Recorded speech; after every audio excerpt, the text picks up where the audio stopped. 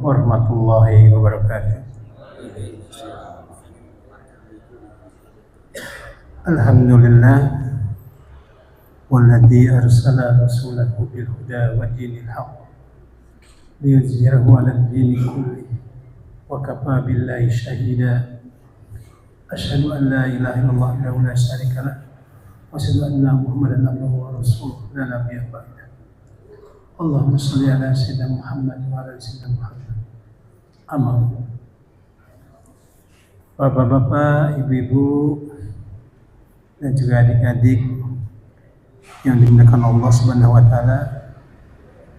Syukur alhamdulillah bersama-sama kita panjatkan kepada Allah Subhanahu wa taala yang telah memberikan rahmat-Nya, karunia-Nya kepada kita semua, dan juga yang membimbing kita, meringankan langkah kita, sehingga syukur alhamdulillah tadi kita telah sama-sama bisa melaksanakan sholat maghrib berjamaah. Semoga dengan begitu banyak limpahan rahmat, nikmat yang Allah berikan kepada kita, kita digolongkan menjadi hamba yang pandai bersyukur. Amin amin alamin. Salawat dan salam semoga selalu tercurahkan kepada junjungan kita Nabi Agung, suri teladan kita Nabi Muhammad Sallallahu Alaihi Wasallam, juga kepada keluarganya, para sahabatnya, dan kepada para pengikutnya yang setia menjalankan risalah kenabian dari baginda Muhammad Sallallahu Alaihi Wasallam. Jamaah yang kemuliaan Allah Subhanahu Wa Taala, alhamdulillah pada malam hari ini Pak Ustaz Subhanallah telah hadir. Alhamdulillah beliau dalam kondisi sehat walafiat, Ustaz. Alhamdulillah. Juga kepada jemaah sekalian juga alhamdulillah dalam kondisi sehat walafiat.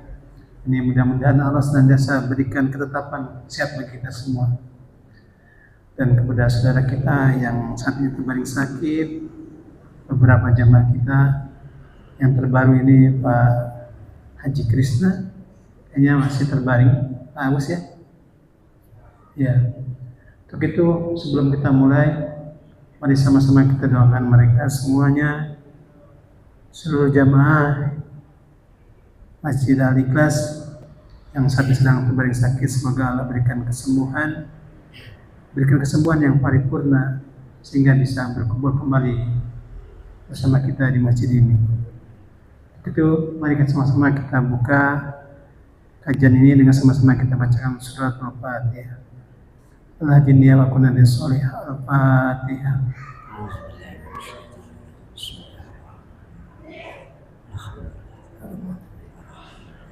Iya. Iya.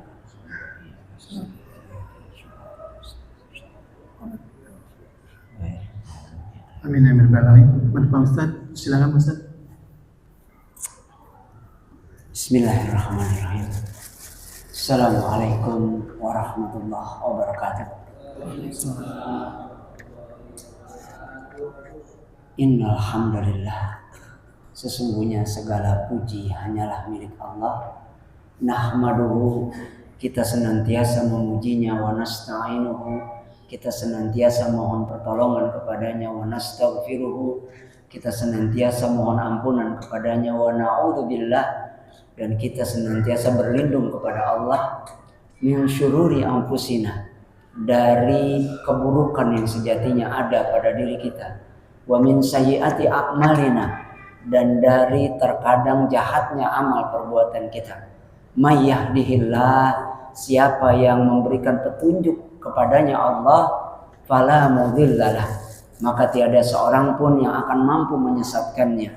Wa may yudlilhu, dan barang siapa yang Allah sesatkan karena buruk amalnya, karena busuk hatinya, karena buruk lisannya, fala hadiyalah, maka tiada seorang pun yang akan mampu memberinya petunjuk. Asyhadu an la ilaha illallah, kita bersaksi tidak ada yang layak kita cintai kecuali Allah, tidak ada yang layak kita harapkan pertolongannya kecuali Allah, tidak ada yang layak kita sembah kecuali Allah. Wa asyhadu anna Muhammadan abduhu wa rasuluh, dan kita bersaksi bahwasanya Muhammad bin Abdullah adalah hambanya yang Allah pilih menjadi utusan terakhirnya menjadi penghulunya para nabi dikarenakan karena kemuliaan akhlaknya. Dikarenakan karena kemuliaan akhlaknya. Hadirin jamaah yang dirahmati Allah Subhanahu wa taala, semoga hati kita, dada kita senantiasa Allah penuhi dengan perasaan bersyukur, dengan kesadaran yang sesadar-sadarnya betapa kehidupan ini adalah kenikmatan yang luar biasa, dipenuhi anugerah oleh Allah, pemberian dari Allah terlalu banyak. Hanya saja seringkali kita justru fokus pada beberapa sebagian kecil nikmat yang tidak lagi Allah berikan kepada kita, atau yang tidak Allah berikan pada kita, sehingga kita lupa bahwa nikmat yang banyak itu menjadi terlupakan oleh diri kita. Semoga Allah senantiasa memberikan kesadaran penuh dalam hati kita. Nikmatnya terlalu banyak, sehingga dibandingkan dengan ujiannya terlalu sedikit. Bahkan Allah katakan, terlalu banyak dosa-dosa kalian yang sudah aku ampuni, yang aku biarkan, aku maafkan, dan hanya sedikit yang aku berikan kepada kalian menjadi pengingat, la'allakum yarji'un, agar kalian kembali. Hadirin jamaah yang dirahmati Allah Subhanahu wa taala, karena sesungguhnya kemampuan bersyukur inilah yang membuat kita bahagia. Bukan jumlah rekening, bahkan bukan keluarga yang sakinah mawaddah warahmah. Bukan. Kemampuan bersyukur yang bisa bikin kita bahagia. Kita mohon pada Allah, semoga Allah jadikan kita hamba-hamba yang bersyukur. Dan Allah sudah mengatakan, wa qalilum min ibadiyasy syakur, dan sedikit dari hamba-hambaku yang mampu untuk bersyukur. Salawat dan salam semoga tidak hanya lisan kita. Saya sampaikan ya, kayaknya salah ya, kalau bahasanya salawat dan salam semoga senantiasa tercurah kehariban junjungan kita. Kayaknya itu nggak semoga ya, itu mah pasti. Salawat dan salam pasti senantiasa tercurah kepada manusia terbaik itu. Hanya saja salawat dan salam semoga tidak hanya lisan kita yang mengucapkannya, tapi hati kita. Dan ini sungguh-sungguh nih ayah bunda, bapak ibu yang dirahmati Allah, minta sungguh-sungguh agar hati ini diberikan kerinduan sedalam-dalamnya. Rindu ingin bertemu, menatap wajah Rasulullah, ingin mendengar nasihat langsung dari Rasulullah. Kerinduan itu adalah kerinduan yang membahagiakan. Rindu dengan sahabat lama yang sudah lama sekali tidak berjumpa, hati rasa diiris. Apalagi sahabat sejati yang pernah ijab kabul sama kita. Itu nggak ketemu lama, wah rasanya kangen banget. Tetapi rindu dengan Rasulullah itu kerinduan yang pasti akan membahagiakan, menenteramkan. Sungguh-sungguh berharap, bahkan apalagi kalau kerinduannya dijawab ya Pak Bu. Allah izinkan ternyata Rasul datang di tengah malam dalam mimpi kita. Datang itu bukan setan. Tidak Allah izinkan iblis laknatullah nyamar jadi Rasulullah. Katanya hadisnya begitu. Kalau sampai kita mimpi bertemu Rasulullah, kemungkinan besar itu asli Rasulullah datang. Wah, Masya Allah, nikmat besar sekali itu ya. Nikmat besar sekali, mudah-mudahan ahli surga. Bapak ibu yang dirahmati Allah Subhanahu wa taala, ini prolognya agak panjang karena hadisnya pendek. Hadis ke Sadis Asyar ke-16. An Abi Hurairah, ini perawi hadis yang sangat banyak hadisnya. Abu Hurairah radhiyallahu anhu, ridho Allah dengannya. Semoga kita dapat gelar ini ya. Cuma jangan menggelari diri ya. Semoga kita dapat gelar ini apa? Allah ridho dengan kita. Kalau Allah sudah ridho dengan kita, udah dunia selesai. Miskin aja bahagia, apalagi kaya, gitu kan? Jelek aja bahagia, apalagi nggak jelek. Ganteng kayaknya nggak ada ini. Yang penting nggak jelek gitu ya Pak, ya nggak? Bahagia. Kalau dapat gelar ini, radhiyallahu anhu. Kalau Allah sudah ridho, andai kita benar-benar minta jadi orang kaya, jadi, insya Allah jadi. Abu Hurairah ini nggak kaya karena dia memang nggak sungguh-sungguh, nggak minta, yang penting bisa makan aja gitu kan. Yang penting dekat dengan Allah dah. Enggak, dia nggak minta. Kalau minta jadi. Saya sih jarang melihat ya, ulama soleh gitu kan, kemudian susah gitu hidupnya, melarat gitu, sampai ngutang sana sini. Enggak ya, beneran. Saya belum pernah lihat itu. Ada ulama soleh, kiai atau orang yang soleh gitu kan. Enggak. Kalau kita masih banyak utang, kurang soleh kali ya. Karena orang soleh itu ada. Nanti kalau sempat kita bahas sedikit. Saya bahas kemarin di Jumat ya. Anna rajulan, bahwasanya seorang laki-laki. Kalau udah rajulan ini fathatain, ini tandanya satu orang laki-laki. Qala, telah berkata, telah karena ini yang cerita Abu Hurairah. Lin Nabi, kepada Nabi, tapi di sini kepadanya menggunakan li itu biasanya untuk. Berkata untuk Nabi sallallahu alaihi wasallam, bersolawat Allah atasnya dan memberikan salam. Kebangetan kan kalau kita nggak solawat, nggak salam, Allah aja bersalawat dan memberikan salam kepada Rasulullah. Apa kata laki-laki ini? Ausini. Saya kasih tahu. Nasihat itu pakai sodin. Nasihat itu bahasa Arab. Ausini, ya, nasihat, ya, itu dari bahasa Arab itu. Jadi orang Indonesia ini udah Islam banget, nggak bisa katanya Islam Nusantara jangan bawa-bawa Arab. Bahasa Indonesia aja banyak Arabnya, jangan bahasa Indonesia aja Arabnya. Bab, pasal, ayat, bahasa Arab semua itu. Skripsi kita, tesis, disertasi bahasa Arab semua. Bab, bahasa Arab, pasal, bahasa Arab, ayat, bahasa Arab. Ausini, nasihati aku. Nah ini yang pertama pelajarannya, Bapak Ibu yang dirahmati Allah. Kalau ketemu teman, rada kita tahu dia lebih soleh, boleh tuh, ya kan? Nasihatin saya dong. Sehingga kalau ketemu yang diobrolin bukan cuma dunia, gitu kan? Ya, kumpul di masjid nih, di masjid mau sholat, gitu kan? Yang diomongin dunia, aduh. Mobil mogok kemarin, ya Allah, mana tanggal tua dia elah di masjid, ya kan, lagi mau sholat ngomongin dunia lagi, gitu kan, ngomongin akhirat, gitu kan, ngomongin akhirat. Ya, ausini, nasihati aku. Qala, Rasul berkata, nasihatnya cukup 2 kata, atau bahkan ini dianggap 1 kata. La taghdab, jangan kamu marah-marah. Ini menarik nih. Yang pertama pelajarannya tadi ya, ausini, minta nasihat. Apa kita tahu nih, teman kita soleh nih, minta nasihat. Karena kita nggak tahu dari lisan siapa kita bisa dapat hidayah. Yang kedua, kenapa nasihatnya la taghdab? Yang pertama, Rasul tuh luar biasa. Kalah dah kita sama Rasul. Kalah beneran. Guru luar biasa. Rasul tahu nih, saya buru-buru ya, nama aja nggak apa. Rasul tahu ada sahabat-sahabatnya, Rasul tahu ini sifatnya ini sifatnya ini sifatnya ini. Ini yang nanya udah sifat pemarah. Kenapa disimpulkan begitu? Parod dada. Dia mengulangi lagi, ausini, la taghdab.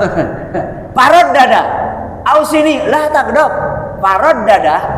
Ini diulang berkali-kali, bukan cuma sekali ulang. Parod dada, dan dia mengulang-ulang pertanyaannya. Ausini, la taghdab. Ausini, la taghdab. Lah elah kagak ada yang lain apa? Ya karena itu masalahnya. Rasul tahu Anda masalahnya adalah terlalu mudah marah. Tetapi bagaimana Allah bisa membuat ada orang hamba ini nanya ausini dan Rasul jawab la taghdab. Ya memang iya Pak. Memang iya, marah-marah ini bisa kacau kita. Kemarin 2 hari yang lalu ada orang nerobos lampu merah. Habis gitu dia teriak-teriak marah-marah, kurang kanan lo. Lah, lu kan habis nerobos lampu merah. Lah kan saya cuma nyalip mobil. Nyalip kan biasa kita ke kanan dikit, jalanan masih lebar. Muncul apa lu? Dalam hati, astagfirullahaladzim, mudah-mudahan bukan jamaah. Lah taghdab ini bisa hancur kita gara-gara marah-marah gitu. Betul dia salah, tapi ya Allah. Iya, kan kita guru gitu kan. Sampai keluar tuh Pak, saking kesal. Lah, lu habis nerobos lampu merah, gue nyalip dikit doang, dia bilang terlalu kanan. Tapi begitu, apa lu? Astagfirullahaladzim ya. Bapak Ibu yang dirahmati, lah taghdab, memang marah ini bahaya. Orang kalau sudah marah, kadang-kadang tuh lupa. Maka Rasul bilang, kalau kamu marah dalam keadaan berdiri, maka duduklah. Ya, Masih marah juga, ya kan? Tiduran. Masih marah juga wudu. Masih marah juga mandi. Masih marah juga, ya kan? Nggak tahu dah tuh. Salon pas taruh di mulut. Ya. Ya, artinya apa? Ketika kita bicara sedang marah memang bahaya. Maka kadang-kadang nih kalau udah kesel banget mohon izin, saya nggak temuin dulu, takut nanti mencak-mencak kita, ya kan? Zaman masih muda keluar, gitu kan? Mendingan menghindari marah, apapun, dan nanti udah adem baru. Dan jangan kalau andai kita sedang marah, ini saya sedang mencoba berbahasa Indonesia yang benar. Kalau itu bukan bahasa Indonesia, kita sedang marah nih, jangan nasehatin orang pas kita sedang marah, ya. Di sekolah ada guru sekitar 100 orang gitu kan. Itu kalau lagi kesel, guru bagaimana nih, karyawan bagaimana nih, bentar dulu dah, jangan. Kalau lagi kesel nih jangan. Begitu udah selesai marahnya kita mau deketin, ya, bahaya tuh ketika bertindak dalam kondisi marah. Misal Ari Ginanjar ESQ ya, di bukunya tuh nulis ada direktur atau manajer gitu kan, pagi-pagi lihat karyawannya angkat kaki, bukannya kerja, duduk selonjoran angkat kaki di atas meja gitu kan. Angkat kaki di atas meja. Enggak pakai nanya lagi, kesel dia. Mungkin di rumah habis berantem sama bininya. Ya, kesel, main tendang aja tuh kursi gitu kan. Tubrak jatuh, aduh, karena teriak, aduh, apa ini tadi pagi saya tabrakan, aduh kaki saya ini jangan-jangan patah. Ternyata dia angkat kaki itu bukan lagi leha-leha, orangnya males, tapi emang ini udah ketahuan pegawainya males Pak, makanya manajernya kesel banget gitu kan.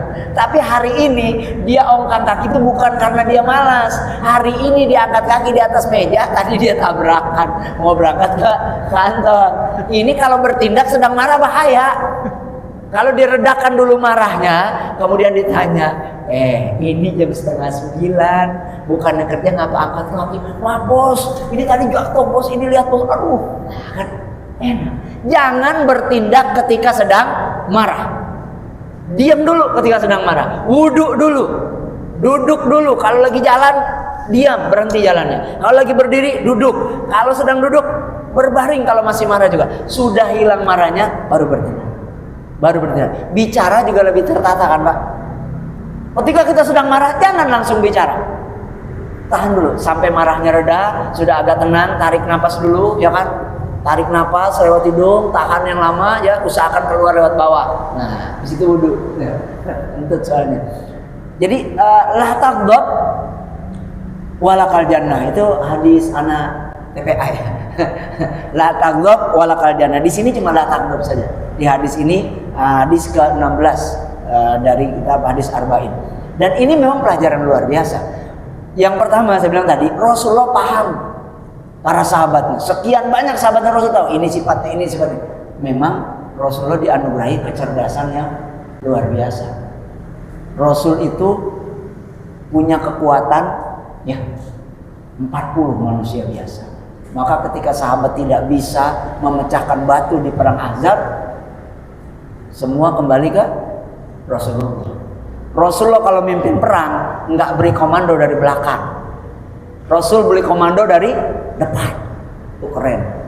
Komando disampaikan oleh jenderal bukan dari posko di belakang, enggak.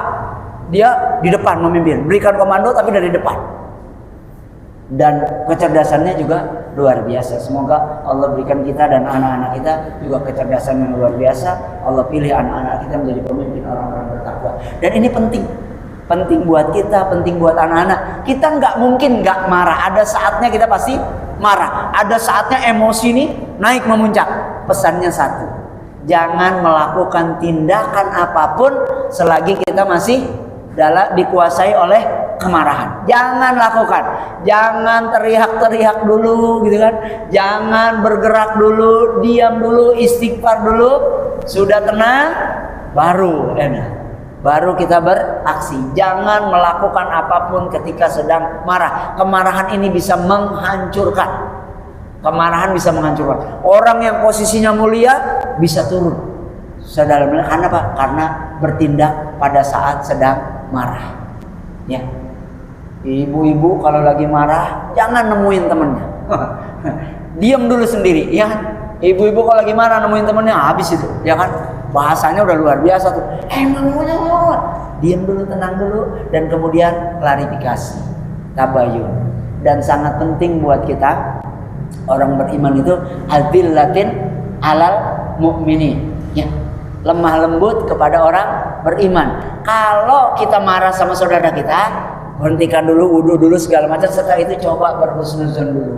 Coba berhusnuzon dulu, ya kan? Coba cari kemungkinan bahwa ini kita salah, sehingga nanti kita akan bersyukur, oh iya, gitu kan? Untung belum marah-marah, dan untung belum marah-marah. Dan ini banyak terjadi. Kalau di pernah kejadian di sekolah itu, alhamdulillah. Jadi orang tua melihat anaknya naik ke atas meja, di atas meja ada kursi, ngambil balon. Ya, ngambil balon di kelas pakai cutter, dipegangin sama gurunya. Marah langsung dia.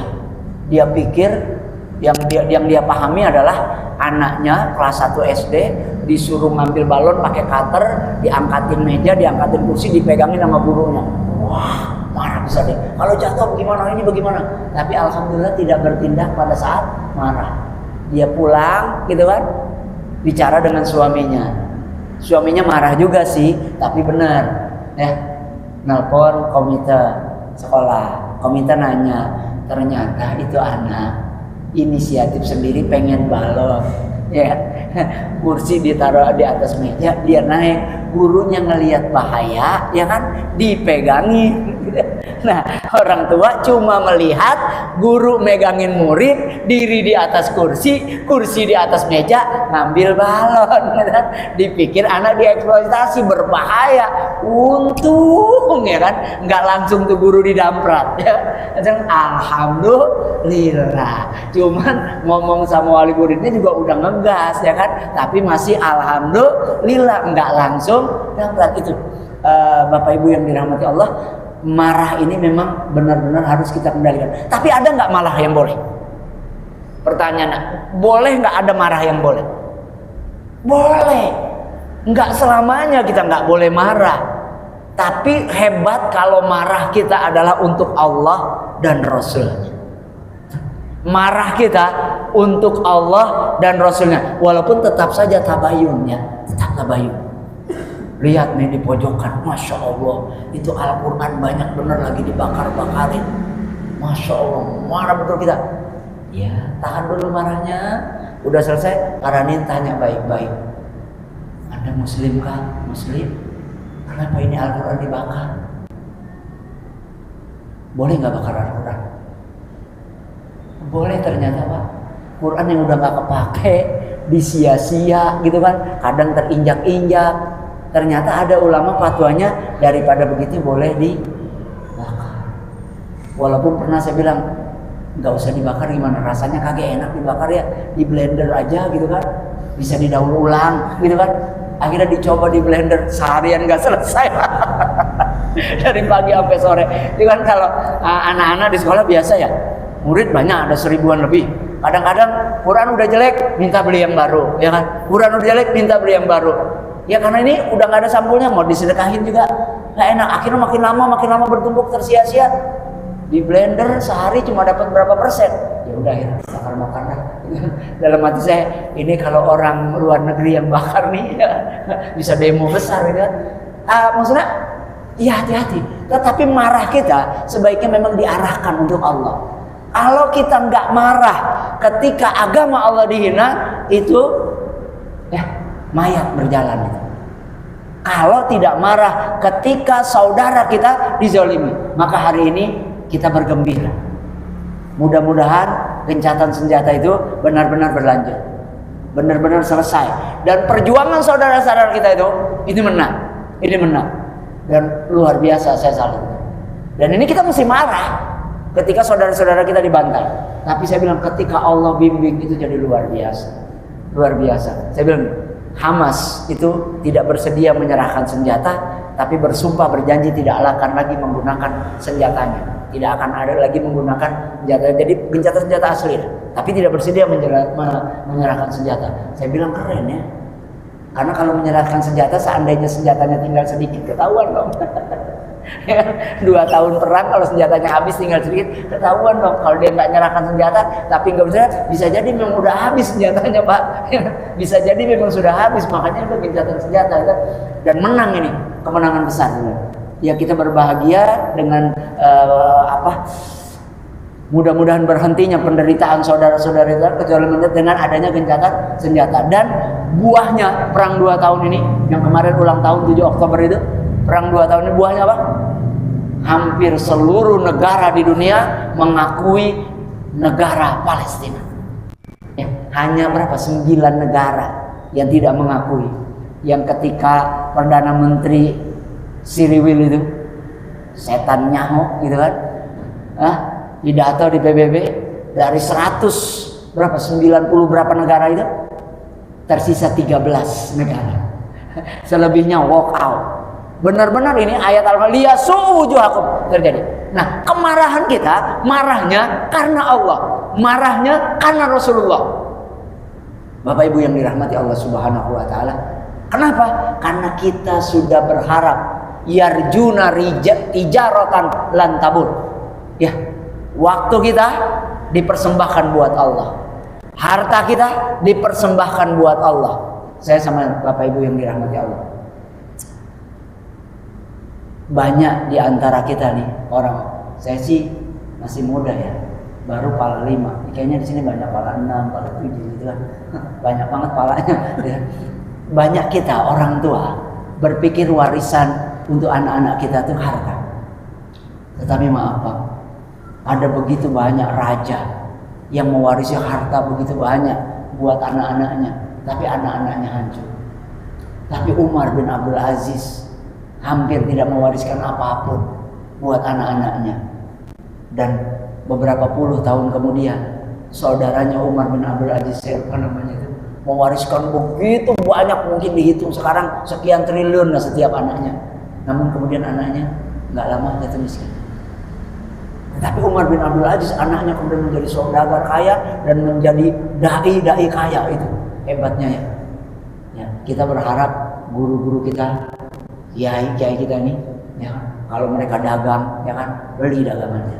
Ya, karena kalau dainya kaya, gurunya kaya, enak banget itu ya, enak banget. Dan ini Umar bin Abdul Aziz ini ketika dia tidak memberikan warisan, itu khalifah terbaik Bani Umayyah, tapi nggak punya warisan buat anak-anaknya. Apakah anak-anaknya sengsara? Oh tidak sama sekali. Oh tidak sama sekali. Karena warisan terbaik untuk anak-anak kita adalah amal soleh ayah dan bunda. Amal soleh ayah dan bunda. Ketika kemarahan kita buat Allah dan Rasulnya, cinta kita buat Allah dan Rasulnya, kita marah kepada orang yang dimarahi Allah, kita sayang kepada orang yang disayang Allah, kita mencintai orang yang dicintai Allah, kita menyukai yang disukai Allah. Ya, siapa petarung yang paling kita sukai? Habib Nurmagomedov itulah, gitu kan? Kenapa? Karena keislamannya, karena akhlaknya juga mulia. Karena siapa pemain bola favoritnya? Ya kan? Muhammad Salah. Padahal soleh ya, tapi salah itu. Kalau salah di Indonesia kan nggak bener ya kan? Ini sebenarnya Muhammad Soleh. Maka dia bacanya Muhammad Salah gitu kan. Kenapa? Karena dia dai itu. Pemain bola Muhammad Salah itu dai. Kenapa? Dan ada apa? Kalau nggak salah ada anekdot di Liverpool ini, ya kan? Apa perlu kita masuk Islam nih? Gara-gara hebat Muhammad Salah gitu kan? Karena hebatnya Muhammad Salah. Kecintaan kita karena Allah, kemarahan kita karena Allah, kita marah ketika kita pikir Allah marah. Itu pun ketika kita marah, jangan bertindak pada saat marah. Yang sulit itu kalau di jalan, ya kan, bener? Yang disulit itu kalau di jalan, gitu.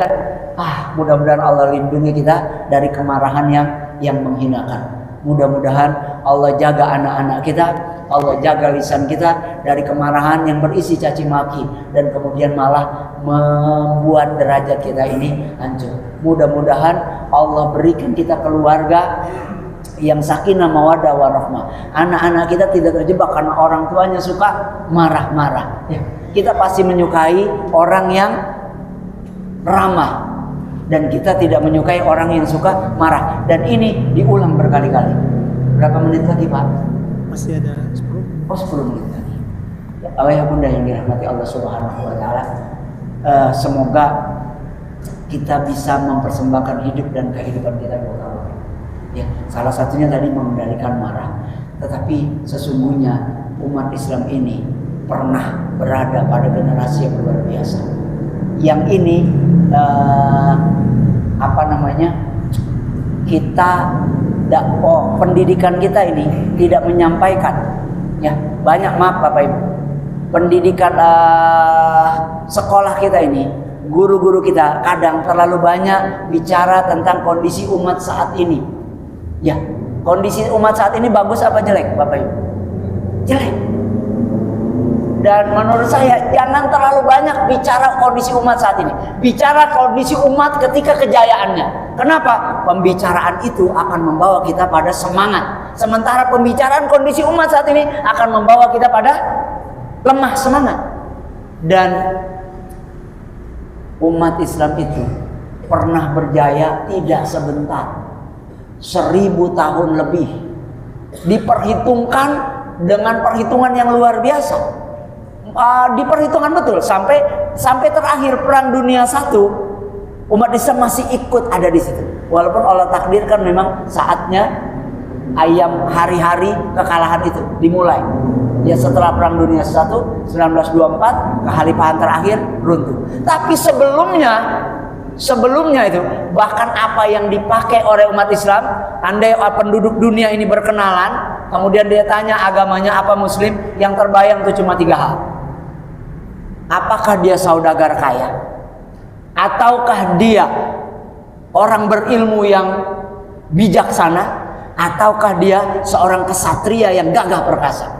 Bayangkan, pada masanya, di masa kejayaan Islam itu, ya hampir 1000 tahun, 700 tahun, silih berganti pahlawan Muslim muncul.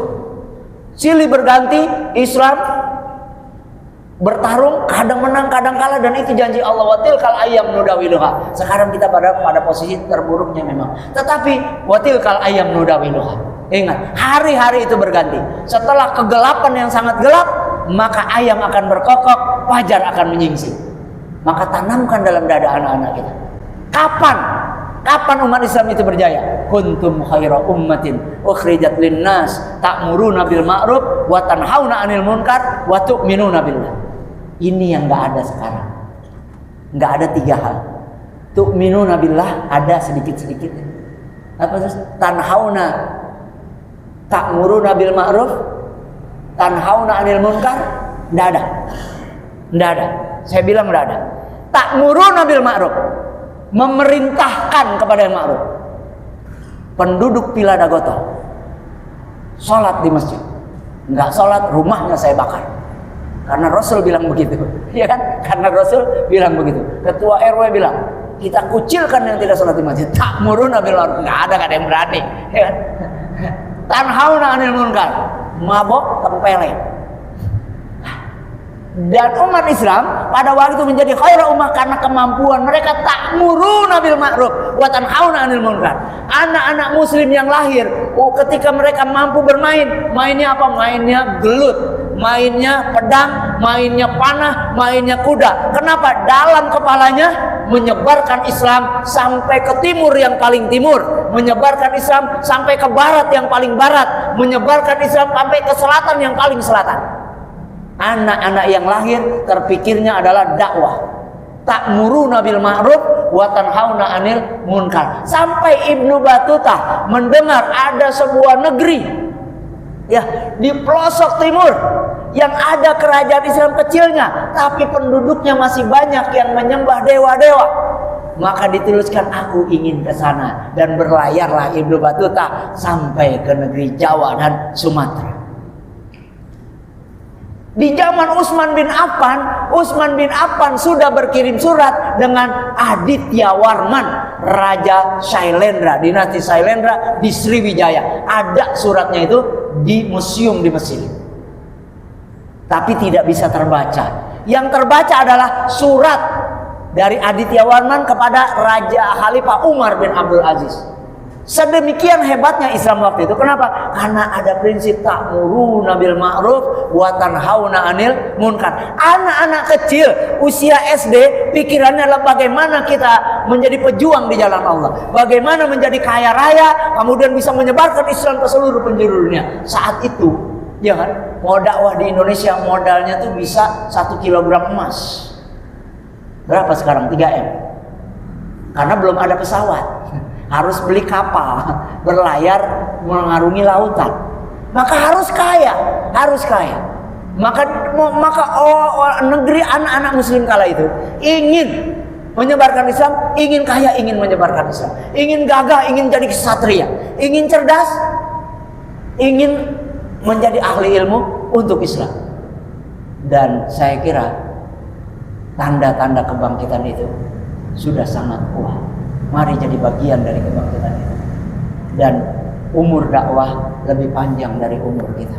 Jadi jangan pernah berpikir dakwah akan berhasil saat kita hidup. Nggak harus. Ingat Rasulullah. Kekuasaan umat Islam masa Rasulullah itu baru sekitar Jazirah Arab saja, betul? Rasul wafat, Abu Bakar, Utsman hampir 2/3 dunia. Jadi nggak harus dakwah. Jadi dan andai kata ini ayahnya, kakeknya sudah menyadari tujuan kehidupan sesungguhnya, kalau belum kebangetan, gitu kan? Maka tanamkan agar anaknya sadar lebih awal, cucunya sadar lebih awal. Bapaknya, kakeknya cuma hafal 1, 2, 3 halaman, maka anaknya harus lebih banyak, cucunya harus lebih banyak. Dan jangan pernah berpikir dakwah kita gagal. Tidak ada. Ada banyak sekali pengalaman ya. Kita dulu dakwah itu susah segala macam, tapi begitu waktu berlalu, tiba-tiba datang menemui saya orang berewok, jenggotnya panjang segala macam. Subhanallah. Siapa? Megaton. Ini guru yang dulu bikin ribet tidak di kala sekolah, ternyata sudah lebih Islami dia gitu. Jadi tidak ada yang sia-sia. Tapi setiap muslim harus jadi dai. Dan mulai dari ku anfusakum wa ahlikum nar. Dakwah ke keluarga. Enggak berhasil, jangan bilang enggak berhasil. Bapak Ibu. Kita nasihatin anak kita belum dapat, enggak apa-apa. Mungkin nanti di umur dia berapa, nasihat orang tuanya akan terngiang di telinganya. Mungkin anak kita tidak dengar nasihat kita, cucu kita tidak dengar nasihat kita. Begitu kita kembali ke hadirat Allah, dia kangen sama kita. Yang dia ingat apa? Nasihatnya. Dan jadi benar dia, nggak ada yang sia-sia. Semoga kita punya andil. Saya yakin betul saatnya cahaya muncul dari timur itu akan segera terjadi. Tapi semoga kita punya andil. Sekecil apapun, semoga kita punya andil. Walaupun seperti burung pipit yang hanya meneteskan air 1 tetes di apinya Ibrahim alaihi salatu wassalam. Kita punya andil. Walaupun hanya sekedar ngobrol ya dengan security, ngajak dia sholat, walaupun sekedar ngobrol dengan tukang sayur, mengingatkan bagaimana Pak sholat 5 waktunya. Masya Allah, kalau sudah pembicaraan di Dagotol ini ya, algoritmanya ya, WA-nya segala macam sudah semuanya Allah ya, insya Allah akan dibukakan pintu rahmat ya, insya Allah akan ada. Dan kalau Allah mau Bapak Ibu, gampang banget. Perang Dunia I belum ada sumur minyak di Timur Tengah, betul? Perang Dunia II belum ada itu. Dengan izin Allah, Allah kasih kekayaan itu di Timur Tengah jadi. Di Perang Dunia II belum ada tuh gunung emas di Freeport. Ya. Sekarang juga belum ada di Spiteng Bapak emas. Apa ada? Tapi itu emas nggak laku ya. Dengan izin Allah bisa ada itu. Kita mau nanam alpukat di rumah, tiba-tiba emas 5 kilo. Ngimpi. Tapi dengan izin Allah bisa. Anak tukang sayur bisa jadi pangdam, ya kan? Anak kuli panggul pasar bisa Allah takdirkan jadi apa saja. Maka tidak usah. Insya Allah Allah akan muliakan kita. La taqdab walakal jannah. Di sini nggak ada walakal jannahnya. Itu pelajaran anak TK. Mudah-mudahan Allah hindari kita dari kemarahan